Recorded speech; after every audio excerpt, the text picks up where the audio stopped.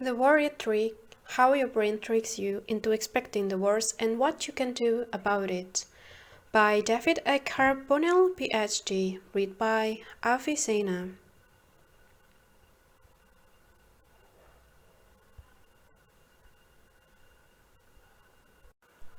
Chapter 1: The Worry Trick. This chapter will introduce you to the worry trick and show you how people literally get tricked by their worries. This will be the first step in the process that helps you shrink the role worry plays in your life. For many people, worry is their constant, carping companion. When you come to really understand how the worry trick works, you will get full less often and be much better able to reduce the worry in your life. I'm going to help you shrink worry down to an occasional nuisance.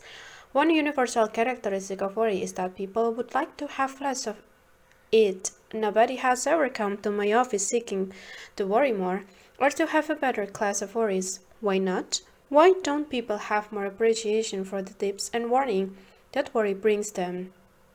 If thieves were stealing my car, I would appreciate if my neighbor tipped me off so I could call the police. I would probably give him a reward. Why don't we feel the same way about the tips worry gives us? Worry, an unfitted guess. People don't appreciate worry because it rarely, if ever, has a new and useful information. Instead, it's repetition of potential problems that they are already well aware of, or warnings about possible events that are unlikely and exaggerated. It's more likely like a nagging than news. If worries ever had some important useful information, you would probably be more inclined to welcome them. But worry usually has a terrible track record for accuracy. If your worries were useful, even a small percent of the time, you probably wouldn't be reading this book. Worry predictions are not based on what's likely to happen. They are based on what would be terrible if it did happen. They are not based on a probability, they are based on fear. If worries were your neighbor, you would move. If worries were your employer, you would fire him. If worries were a radio station, you would change the channel or turn it off entirely. And therein lies the problem. There is no off switch to your brain and no simple way to stop the worrisome thoughts. This is what makes worry so tricky. Your natural instinct is to stop it, of course it is. If a mosquito was buzzing near you, you would spot it. But you don't have a good way to simply stop the worrying because we are not built that way. It's not just that we don't have a way to stop the worry, it's much trickier than that. Our efforts at stopping the worry almost always make things worse rather than better. You can change your worry habit. That doesn't mean you are stuck without hope of a solution. Worry is actually a manageable, workable problem. The reason people have so much trouble with worry is that worry literally tricks you. It coaches you, tricks you into responding in ways that you hope will help you, but which actually make your problem more severe and more persistent. If you have struggled with worry for a long time and find yourself unable to solve the problem, this is why. You don't have trouble solving this problem because you are too weak, too nervous, too stupid, or too defective somehow. You have trouble solving this problem because you get tricked into trying to solve it with a method that can only make the problem more severe and more chronic. I'm going to help you uncover the trick, find evidence of it in your own life, and learn how to handle worry in a more effective manner. What is the worry trick? The trick is this: you experience doubt and treat it like a danger. Where we all live our lives as if we know what's going to happen. Most days, when I leave for the office, I tell my wife and son what time I will be home. I say it like we can count on it. But of course, I don't really know for sure. I may end up booking an extra appointment and staying late. I may be home early because my last appointment canceled. I may return some phone calls that become lengthy conversation. I might have a flat tire or get stuck in a traffic jam. If it's a really bad day, I might even die unexpectedly. I usually don't pay much attention to those stuff. I know they are there because I can know what the future really holds, but they don't usually bother me too much. I just go on about my business and figure that I will respond to events as they arise. That literally is life. Danger or discomfort. If you or I have a job that really bothers us, tough, we are likely to respond very differently. We are likely to treat that job as if it were a sign of a danger, rather than the usual discomfort we can feel about uncertainty. When you get tricked into treating the discomfort of job as if it were danger, this leads you to struggle against the job, trying to remove the unwanted thoughts from your mind. How do you struggle against the job? You might try hard to prove to yourself that the feared event simply won't happen. This usually results in arguing with yourself and feeling more anxious. As a result, you try to stop thinking about it only to get the same result that come from banning books.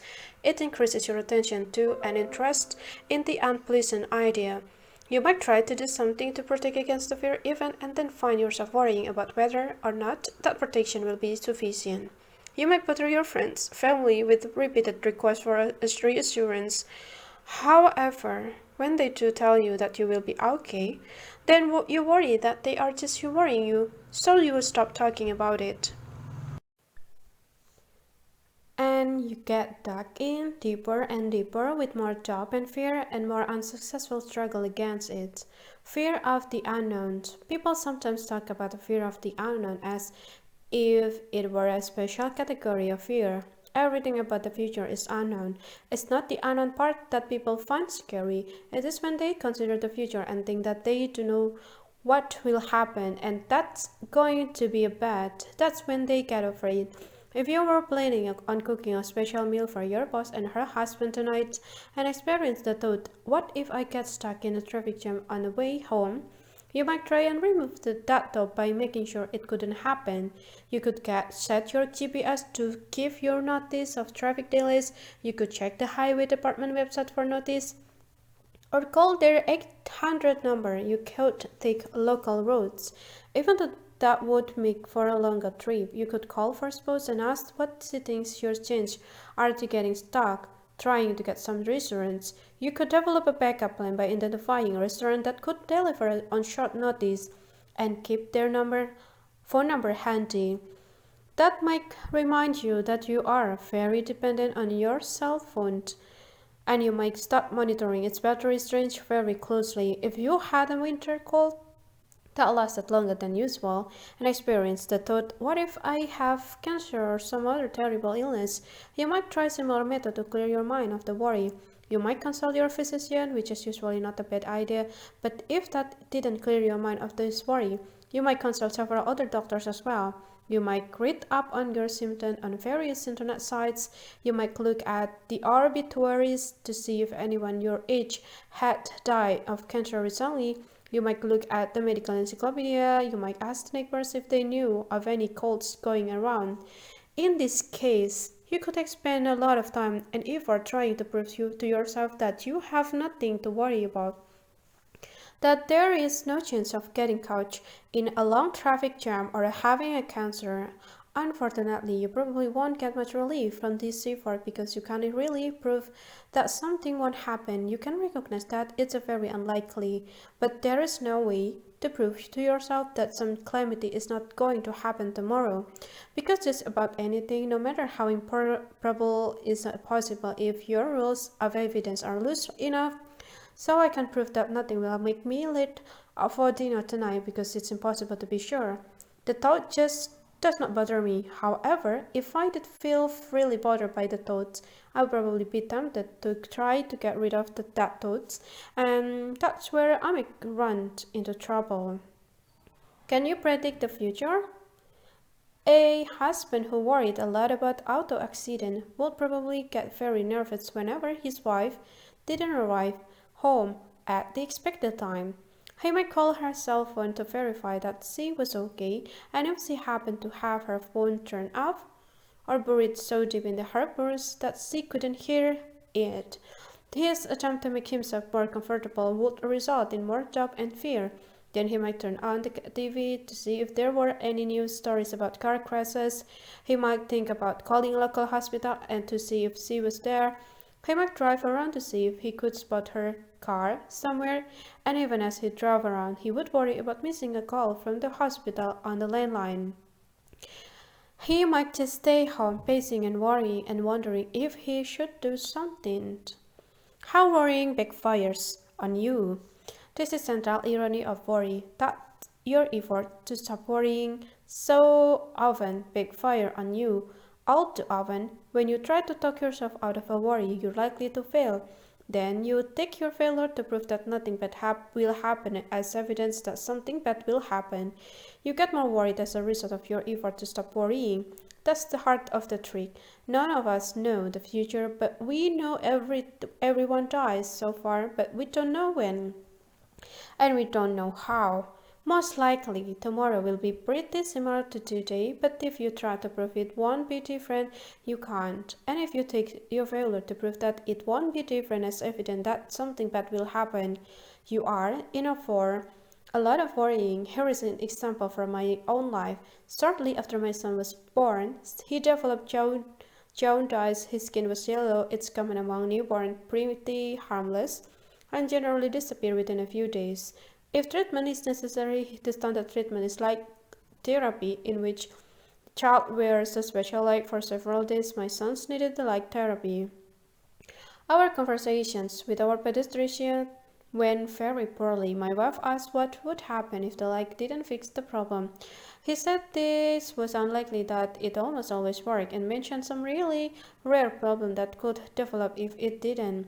She asked what we could do then, and he mentioned a few minor procedures that would probably help. She asked what we would do if those failed. The doctor said that was unlikely, but that is an extreme situation. A complete blood transfusion, the replacement of all the blood in our son's body, will probably solve the problem. She asked if that was safe, and he said that the blood supply is generally safe, but that there is always the risk of contracting AIDS, hepatitis C, and other diseases from a blood transfusion.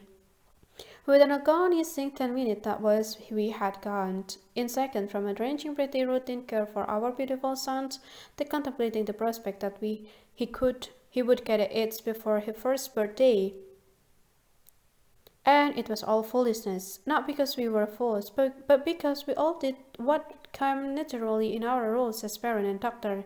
My wife asked for concrete answer to remote, hypothetical question in an effort to calm her worries. The pediatrician's answer, literally and completely helping to remove our doubt. I did nothing because I couldn't figure out how to make it better. The result was that we spent time vividly worrying about a terrible problem that was almost guaranteed not to happen. For several days, until the jaundice began to slowly fade, we lived with the intermittent thought of our sons contracting a dread disease. I say almost but not quite, guaranteed not to happen, because you can even get the satisfying guarantee that something won't happen. Even if it's something that appears impossible, you won't get the certainty you want. Here is an example of what I mean. Me.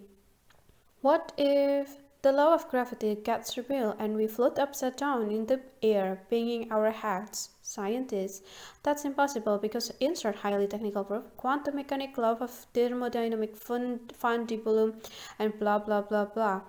Me, but what if it does happen? Worry always gets the last word. Let me ask you something now. Does your car have a flat tire? Don't look out the window. When I ask people this question as we sit in the office, they almost always say no, but they can't see their car from my office. How do they know? They don't know for sure. It's just that they didn't have a flat the last time they look at their car, and that's good enough for them unless they have a particular issue of worrying about getting a flat. They assume that the tires are still okay, but with the particular topics they worry about, they want to feel absolutely certain that they don't have a problem, and so they continually try to prove that the problem they fear does not and won't ever come to pass. If they wanted to be sure of not having a flat, they would probably want to go down to the parking lot during the session to check, and would likely to mention their job as we talk, looking for reassurance. There is a way out of this problem, and I have written this book to help you find it if you are like most people who struggle with worry and anxiety, you probably have mixed feeling about even reading this book. You hope that it has some answers, but you also worry that it will create more trouble for you. You might figure out that you have enough worries on your own, you don't need any help thinking up new ones. Maybe you look at it in the bookstore and quickly scan a few pages, ready to toss it back on the shelf if you started to feel anxious reading it. People are often so used to using distraction and other ways to try to avoid unpleasant thoughts that the idea of reading a book about worry seems worrisome. It goes against their natural instinct of seeking to avoid worry. So, you might feel more anxious when you first start to read this word. In fact, it's very likely.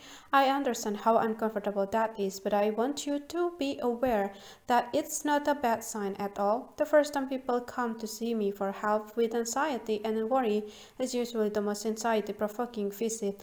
They hope they will get a good result. They are afraid that they won't. They are particularly afraid that our conversation will lead them to worry more rather than less. It's anticipatory anxiety, the kind you are likely experienced before you becoming engaged in a task. Have you ever stood in the beach at the water's edge, tried to get used to the temperature of the water before you go in? You might stand there a while, feeling cold, splashing some water on your ankle and trying to get used to it, but probably feeling colder for all your efforts standing there in the breeze and feeling the difference between your skin temperature and until you get in it. And then you will feel more comfortable. Your natural desire to feel comfortable first because you do experience more discomfort as you literally postpone and delay the moment of relief that comes with getting in the water. That's how it usually works with worry. It's okay to feel nervous at the outside and actually very predictable. Do not be tricked by the nervousness. It will fade. Come on in. Tell water is okay. Meet the worries. Before I tell you any more about chronic worry, I want to introduce you to two worries. It's a characteristic of humanity that all of us find it easier to observe and understand the pattern of other people than we do our own pattern. Perhaps hearing about other people's experience with chronic worry will help you better understand your own. In particular, having the chance to consider other people's experience with the chronic worry may make it easier for you to catch on those instances in which worry tricks you into responding in ways that makes things worse. These people do not actually exist as described below. They are composed of many clients I have worked with over the years. However, the detail of their struggle is accurately depicts what it's like to wrestle with the different forms of chronic worry. Case 1. Scott. Scott sat at his desk, looking at his computer monitor, occasionally making a few keystrokes. But his mind was not on it. He was not making much progress on his report, and he worried about that. What if I keep getting so worried that I can't work? He worried. Visions of security personnel coming to his office to remove him and his belongings from the workplace flashed across his mind. Would his staff line up in the hallway and watch him leave? Would he go straight home and tell his wife? Would she leave him in disgust? Would he stop at the bar instead and drink himself silly? What if he got into a drunken fight at the bar, hurt someone and got arrested? He noticed a headache and vaguely wondered if he was giving himself a cerebral hemorrhage with all his worrying. He was not sure what a cerebral hemorrhage was or how you got one, but what if this was how it happened? Sitting at your desk and worrying, he felt thirsty and remembered some warning he would heard about getting dehydrated on long airplane flights. How long is too long without water? He wondered. Maybe dehydration contributed to cerebral hemorrhage. He pushed his chair back and got up, deciding to head for the water cooler. His back hurt. He remembered sleeping poorly last night and hoped he would have a better luck tonight. He wondered if he would be better off going to bed earlier or later. What if he got so tired that he became ineffective at work? Walking toward the water cooler, he remembered that his boss would be in all day. He would have to pass her office on the way up to the water cooler. What if she looked up and saw him walk by? What if she wondered why he was not in his office working and thought that maybe he was losing his edge? What if she called out his "Hi Scott" as he was walking by? And what if he couldn't think of anything to say and just start or mumble? He had a performance review in 3 months. What if she took a good look at him today and realized how anxious he was? He had a long history of good work, good evaluations, and steady promotions. But what if he was stopping out of now? And it became obvious to her and to everyone else. What if they had already noticed?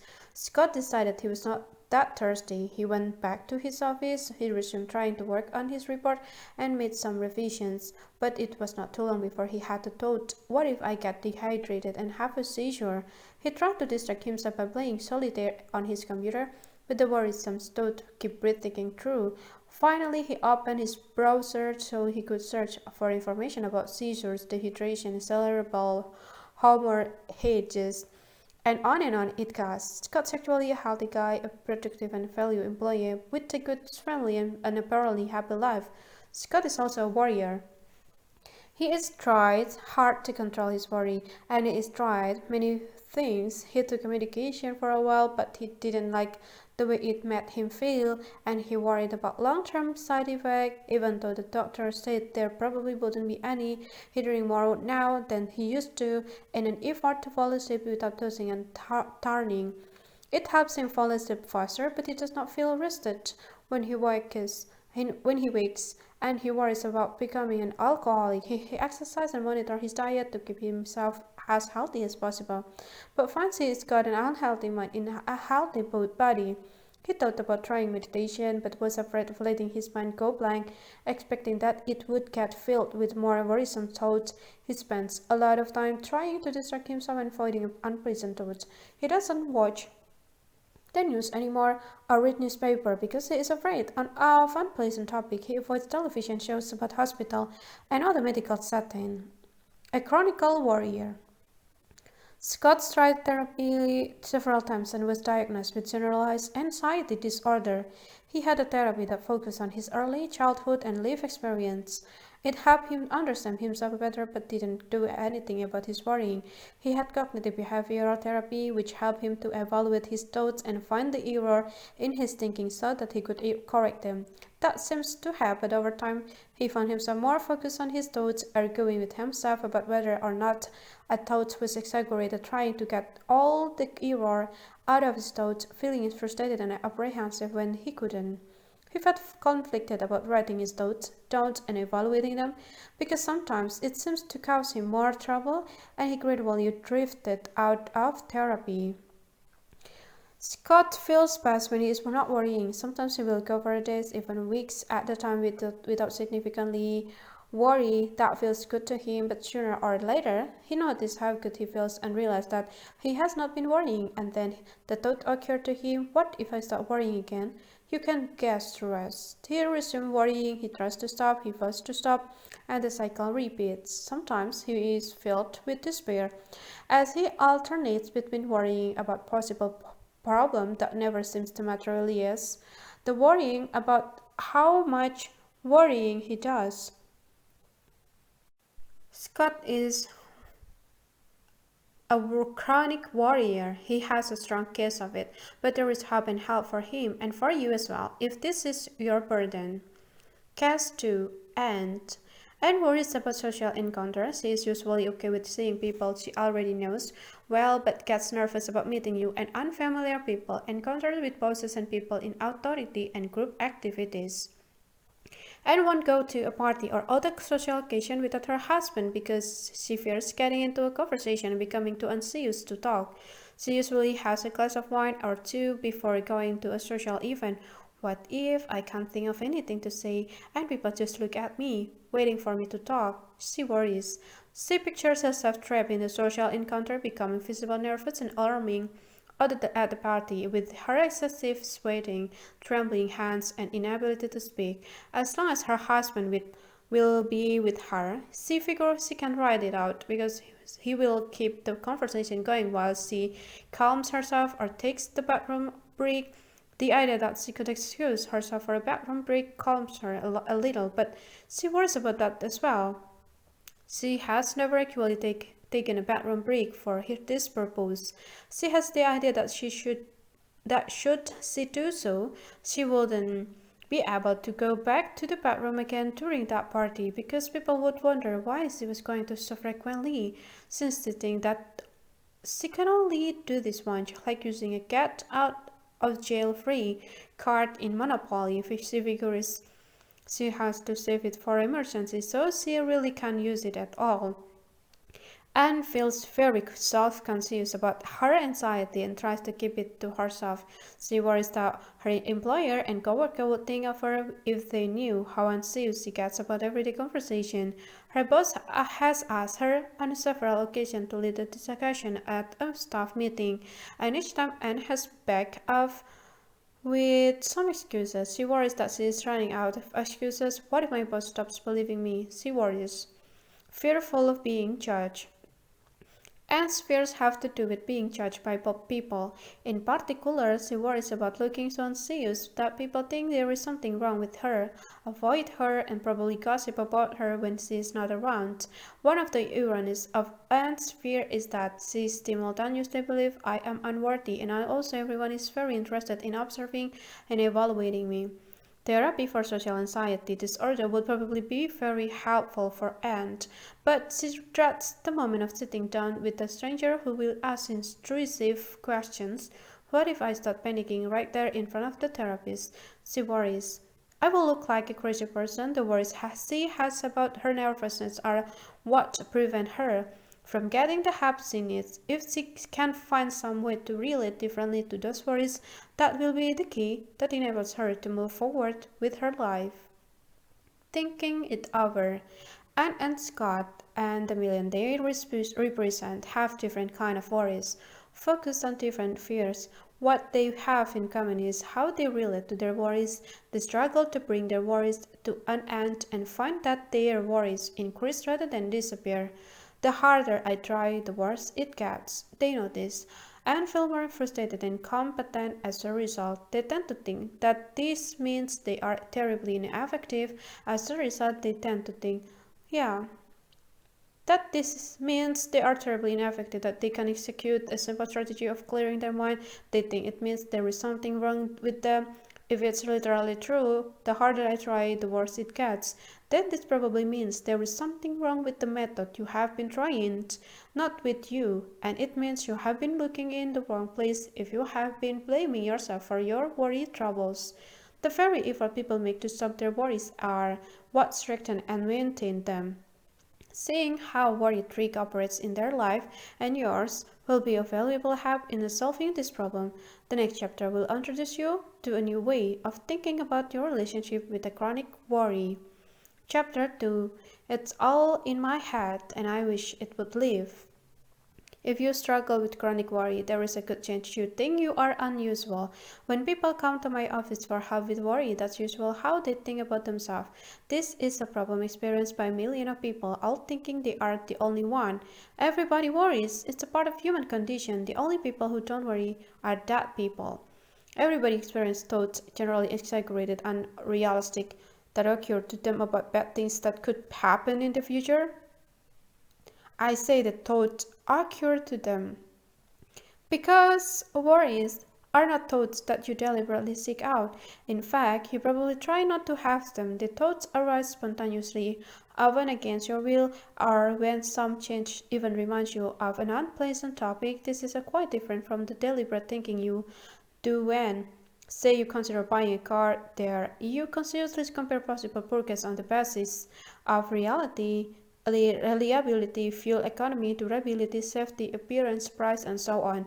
You review facts to help you make the decision. Worry is more like the intrusive comment of an annoying coworker who keeps interrupting your work with a negative remark and does that you find disturbing and unhelpful.